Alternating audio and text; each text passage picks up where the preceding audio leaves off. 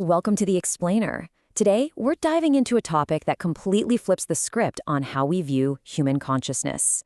Look, I want you to think of your own biology as the setting for an epic, cinematic journey. Seriously, imagine you're the protagonist in the ultimate anime arc, right on the edge of discovering this massive, hidden, dormant power system lying right inside your own body. And the craziest part? This isn't fantasy. We're looking at exactly where the ancient, mystical practices of Tantra collide head-on with modern, cutting-edge neuroscience. We are going to map out the literal, biological pathways of spiritual awakening. So let's dive right in. Consider this truth from our source material. The mind creates chaos, but awareness was given to master it. Our default human experience is so often just filled with restless thoughts, endless worries, and what the ancient texts call Maya, or illusion. Our minds just naturally wander into the dark. But the profound revelation we're unpacking today is that the exact same higher intelligence that generates all this mental chaos, it's also hardwired us with the biological tools to totally transcend it. We are literally built for bliss. Now, before we get to the biology, we kind of have to ask, what exactly is spirituality? Often, we instantly box this word into organized religion. But as our sources define it, spirituality is really a deeply personal inner journey. It's the exploration of the human spirit, the search for meaning, and figuring out our connection to the transcendent, whether you want to call that the universe, nature, or just pure awareness. Basically, it's about shifting from just mechanically going through the motions into a state of absolute crystal clarity. Okay, let's get into section 1, the experience of bliss, the sun behind the clouds. Our mind basically operates in two distinct states. It's honestly like a classic battle between a hero and a villain inside your head. On one side, we've got the default mode network. That's the neuroscience term for all that egoic chatter, overthinking, and everyday stress. The ancients called these the clouds. But on the flip side is Ananda. This is our natural state of ever-present, unconditional serenity. The default mode network acts like thick storm clouds hiding the sun. But when those clouds finally part, you realize the sun of Ananda was always there, just shining in the background, waiting to be unleashed. So Ananda is bliss that is completely uncaused and unconditional. And that distinction is absolutely crucial. We're always trying to force this state by chasing external things, right? Like a promotion, a drink, or whatever temporarily shuts down that default mode network. But true Ananda isn't triggered by anything on the outside. It's this gentle, steady presence that naturally reveals itself when the mind finally quiets down and you just step into the role of the pure witness. Moving on to section 2, the biology of spirituality, the chemistry of awakening. Being in a state of bliss isn't magic, it's a very real biological cocktail running straight through your veins. Think of these chemicals like the ultimate character stats in your biological build. You've got endorphins, bringing pleasure and pain relief. Dopamine driving your reward and motivation. Serotonin delivering deep well-being and contentment. Oxytocin, the love hormone, creating that profound sense of universal connection. Your biology is quite literally an intricate chemical factory, perfectly designed to let you experience transcendent states. But out of all of them, there's one specific molecule that is just absolutely fascinating, anandamide. It's an endocannabinoid neurotransmitter, naturally produced in your brain, and it promotes intense euphoria and deep relaxation. And get this, do you know where its name comes from? It was named directly after that Sanskrit word we just talked about, ananda, meaning bliss. Modern science literally had to borrow from ancient Eastern spirituality to name the exact molecule responsible for our deepest joy.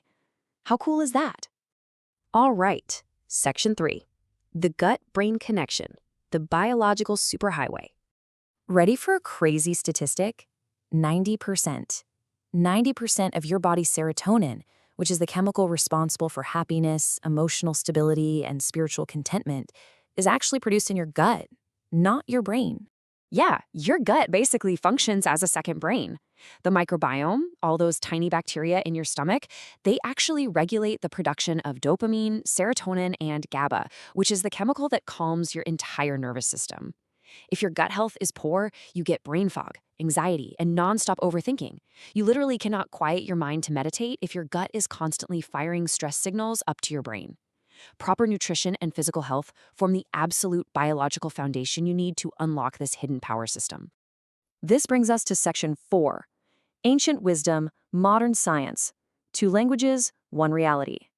This is where the story hits its climax. In ancient yoga and tantra, they speak of the Sushumna Nadi, this central energy channel. Well, in modern biology, that's exactly the vagus nerve. The ancients talked about kundalini energy rising up the spine. Biology calls this a serotonin-driven parasympathetic shift straight up the nervous system. The yogis train to open the crown chakra at the top of the head. Neurologists look at the activation of the pineal and pituitary glands. It is a direct, mind-blowing one-to-one translation. They were describing the exact same thing. Take a look at this. It's derived directly from the ancient Vigyan Bhairavat Tantra, mapping the Sushumna Nadi, a central channel running from the root all the way up to the crown of the head. Think of it as an ancient treasure map to a hidden power. Thousands of years ago, mystics figured this out. Today, medical science maps out the vagus nerve, which is the longest nerve in the autonomic nervous system. And wouldn't you know it, it follows this exact same superhighway connecting our gut directly to our brainstem. So here is how the mystical concept of Kundalini rising actually works in your biology. Remember how we said 90% of serotonin is made in the gut? Well, there's a biological catch. That serotonin is physically too big to cross the blood-brain barrier. It literally stays stuck in your stomach. So how on earth does it make your brain happy? It stimulates the vagus nerve, which sends a rising electrical signal of profound safety, calm, and well-being shooting straight up your spine and into your brain. Kundalini rising is quite literally the biological shift from a stressed-out survival state into a thriving state of vagal tone. Section 5. Tantric Meditation Techniques. Applied Neuroscience. So, the big question. How do we trigger this? Welcome to the training arc. The ancient mystics developed actionable, physical techniques to consciously trigger these biological shifts. Breathing exercises, or pranayama, directly slow the heart. But consider Om chanting and humming. Those aren't just cultural traditions. Your vocal cords are physically connected to the vagus nerve. When you chant or hum, you create physical vibrations in your throat that literally massage the nerve, instantly forcing your body out of fight or flight mode and into deep, blissful relaxation. Let's look at a very specific training method from the texts, witnessing the gap. Step 1. Exhale completely. Step 2. Just observe the natural, universal pause that happens right before your next breath. Step 3. In this tiny, fleeting gap, the small self, all that egoic chatter, just vanishes. You enter pure awareness. By focusing entirely on that empty space between breaths, you're manually regulating your nervous system. You're training your brain to witness reality without the chaos of the default mode network. And here's another incredibly powerful technique, by Ravi Mudra. It requires keeping your eyes entirely fixed, zero blinking, while directing all your attention completely inwards. Why does this work? Because thousands of years ago, these mystics unlocked a literal biological cheat code. The physical movement of your eyes is directly wired to your thought processes. If you completely stop your eyes from moving, you severely disrupt the brain's ability to generate new, restless thoughts. You are literally forcing the mind into a state of silent observation. As we wrap up this journey, I want you to consider this poem by Jessie Bell. I bargained with life for a penny, and life would pay no more. I worked for a menial's hire, only to learn, dismayed, that any wage I had asked of life, life would have paid. The stories we constantly tell ourselves, the everyday stress we just accept as normal, the limits we place on our own peace, they are all self-created fictions.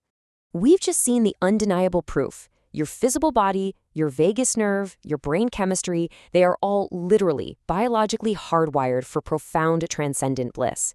The tools are already sitting right there inside you. So, what wage are you asking of life? Are you just settling for the chaos of the mind, or are you finally ready to awaken the protagonist within?